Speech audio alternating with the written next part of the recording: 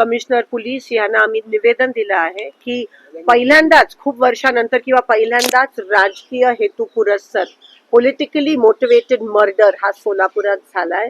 Law आणि order, कायदा सुव्यवस्था पूर्णपणे कोलॅप्स झाली आहे. प्रशासन पूर्णपणे कोलॅप्स झालंय. पोलीस आणि प्रशासन अतिशय खूप मोठ्या प्रमाणात भारतीय जनता पक्षाच्या दबावाखाली काम करत आहेत असं दिसून येत आहे. भाजप साम दाम दंड आणि आता लोकांच्या रक्तासाठी भुकेजलेली आहे. आता लोकांचे बळी सोलापुरात जात आहेत केवळ बिनविरोध निवडणूक होण्यासाठी. हे सगळे प्रकार चालू आहेत आणि सत्तेचा माज आणि सत्तेची एवढी लालच या लोकांना आली आहे की आज कोणत्याही प्रकारची जी महाराष्ट्र आणि सोलापुराची जी संस्कृती आहे त्याला काळीमा फासण्याचं काम हे भाजपने केलं आहे. आम्ही अजिबात खपवून घेणार नाही. महाविकास आघाडीने आज हे निवेदन पोलिसांना दिलं आहे, कमिशनर पोलीस, आणि कारवाई झाली पाहिजे. ह्याला कोणत्याही प्रकारचं कौटुंबिक वाद न लेबल करता हे राजकीय हेतू पुरस्सरच झाला आहे.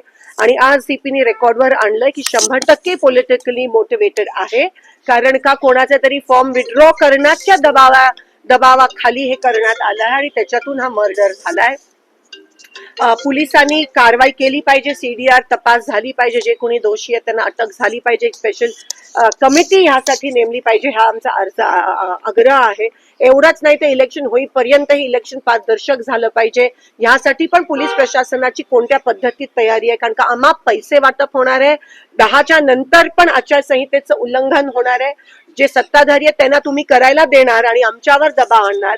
जे तडीपारच्या नोटिसेस आहेत त्या दोन्ही साईडला मिळाल्या पाहिजेत. गुन्हा दाखल हे दोन्ही साईडला झाले पाहिजेत, नाहीतर बिनविरोधच करा, आम्ही इलेक्शन मध्ये भाग घेणार नाही, अशी ताकीद आम्ही या ठिकाणी पोलीस कमिशनरना दिलेत. आणि कोणत्याही दबावाखाली न येता एक चांगले पोलीस ऑफिसर म्हणून तुम्ही काम करा. पोलीस प्रशासन अतिशय खूप मोठ्या प्रमाणात दबावाखाली दिसून येत आहे. फॉर्म भरायच्या दिवशी पण, फॉर्म विड्रॉलच्या दिवशी पण आणि भरायच्या दिवशी पण काही ठिकाणी दिसून आलं की त्यांच्या लोकांना आतमध्ये सोडत होते आणि आमच्या लोकांना नव्हते सोडत. अजूनही जे इलेक्शन यंत्रणा आहे त्यांच्याकडून याद्या डिक्लेअर झाल्या नाहीत, हे तुम्ही बघू शकता. मुद्दामून विरोधी पक्षाचे काही कॅन्डिडेटची नावं पण या ठिकाणी यादीत येत नाहीयेत. हे पहिल्यांदाच गंभीर स्वरूपात असं झालं असेल आणि ह्याचा किती मोठ्या प्रमाणात दबाव आणि किती मोठ्या प्रमाणात तुम्ही लोकशाही आणि संविधानाची हत्या करताय. तुम्हाला कसली भीती आहे?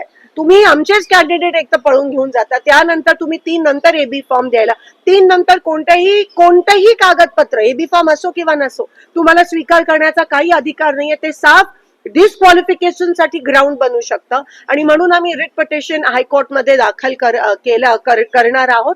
लीगल नोटीस देखील आम्ही पाठवतोय. आणि आता हे कोणत्या स्तराला घेऊन जातील इलेक्शन, सामान्य माणूस हा भीतीपोटी जगतोय. आम्ही पोलीस कमिशनरला हे पण सांगितलं की जातीय तेढ निर्माण करण्याचं, ध्रुवीकरण निर्माण करण्याचा प्रयत्न हे भाजप करणार आहेत. आपल्या इकडे गड्डा यात्रा आणि इलेक्शनचा वोटिंग दिवस हे एकत्र येत आहे. हा लोक एवढे खालच्या पातळीला घसरलेत की सत्तासाठी रक्त या ठिकाणी लोकांचं घ्यायला तयार आहेत. आणि म्हणून ही काळीमा सोलापूरवर, हा कलंक नाही यायला पाहिजे. इथे आम्ही सुसंस्कृत आहोत आणि तुम्ही जे भाजपचे पदाधिकारी आहेत त्या पदाची काहीतरी लाज ठेवा. आमच्या सोलापूरचं वातावरण बिघडवू नका. पारदर्शक इलेक्शन झालं पाहिजे आणि लोकांचं खरं जनमत कुठे हे त्या पद्धतीतच तुम्हाला दिसेल आणि त्या पद्धतीत इलेक्शन झालं पाहिजे, ही आमची मागणी आहे. उद्या सकाळी 10 ते 12 आम्ही बाबासाहेब आंबेडकरांच्या पुतळ्याच्या समोर शांततेत त्या ठिकाणी बसणार आहोत आणि जे होत आहे एकंदरीत आम्ही त्याचा विरोध काळी फीत लावून करणार आहोत. पोलीस कमिशनरना आम्ही ते ऑलरेडी सांगितलं आहे.